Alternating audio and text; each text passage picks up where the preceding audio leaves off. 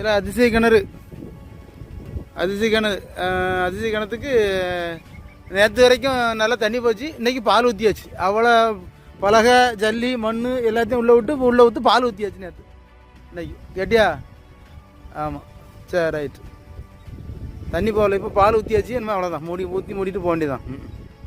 சரி.